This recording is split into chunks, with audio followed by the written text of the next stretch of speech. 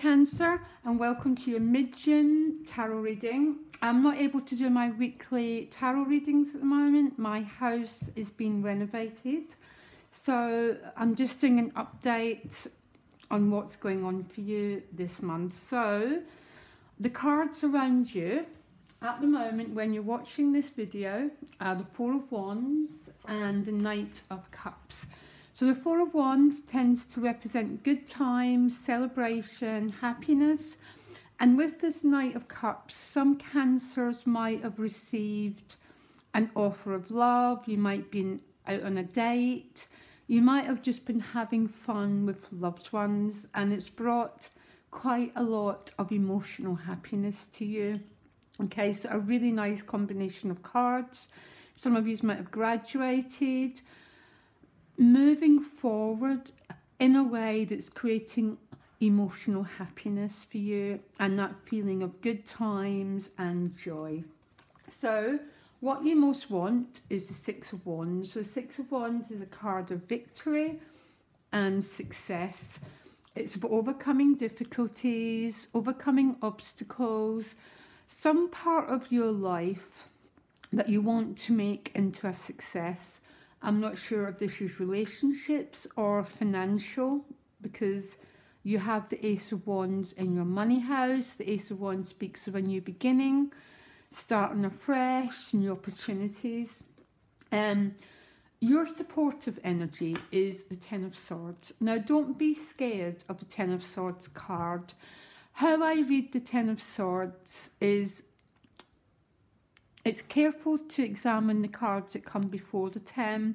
So before the 10 comes the Nine of Swords. It's a feeling of anxiety, of worry, of feeling trapped. So the 10 is the end of a cycle.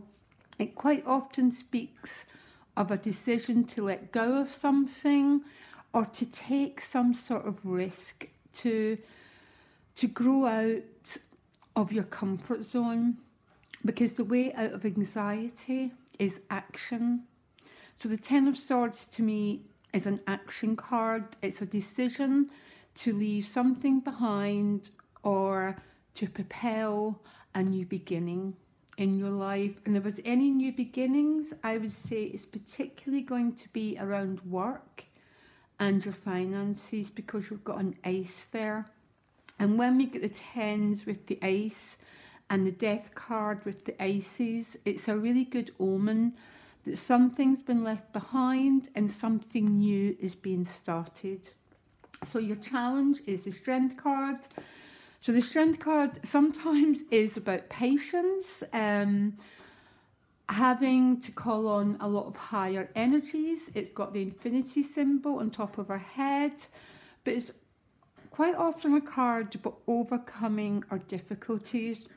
So our difficulties can be our fears, our anxieties. She has tamed that lion, which means she has overcome and she's leading from her more soulful self rather than her more fearful self. So I think some Cancers have been asked to take a giant leap of faith. And that is how we end anxiety in our life and that feeling of being trapped and being bound by circumstances that aren't to our liking. And that is how you get your victory. So around your relationships, you've got the Seven of Cups. The Seven of Cups is quite a confusing card. I'm going to clarify it for you. It's my brain fog card, not being able to see things clearly. Sometimes it's about having more than one choice, not quite knowing what's coming next. But I just clarified it was a Judgment card. A Judgment card is an emotional rebirth card. These three figures are coming out of their coffins and they're having a new day. It's about a new birth in your relationships.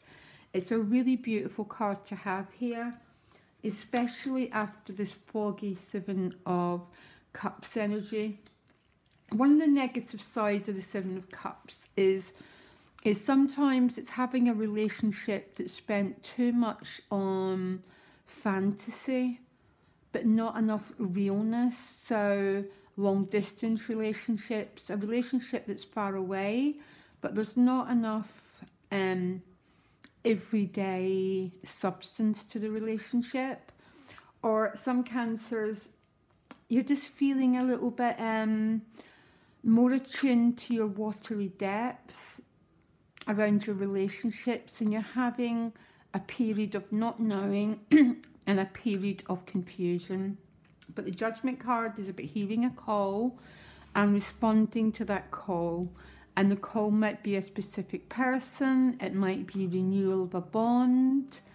It's a sort of karmic cleanse card, when we get to start again and renew our passions and our love. Around money and work, you get the Ace of Wands. This is a new beginning. This is about applied focus into a goal. So some cancers might be trying to create new beginnings, birth new businesses. The Ace of Wands is a very, very strong applied energy into a goal. And it comes with the Eight of Wands, which again, it's about putting a lot of energy out into the world in order to manifest a new start and a new beginning.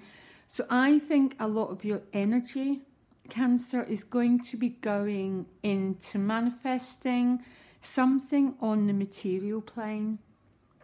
At a soul level, you've got the Death card, which I'm going to clarify it, but the Death card is a transition. It's about letting go of something, but not necessarily a person. It's it's about letting go of an old way of being, an old identity, in order to become more of your genuine self. And I'm going to clarify, and I've clarified it with the Lovers card. Some of you might be facing a really important choice in your relationships here, because the Lovers card is also a card about choices. So some of you might be having to be at that specific crossroads when a really important decision has to be made. That's very interesting.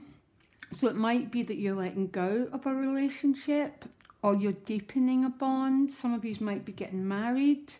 There's so many ways to read these cards, but for some of you, it might be a decision to walk away and leave something behind. Because then you then move on to two quite interesting cards. You've got the Four of Discs with the Nine of Cups. So the Four of Discs is a card about keeping your feelings close to your chest, so not fully expressing yourself.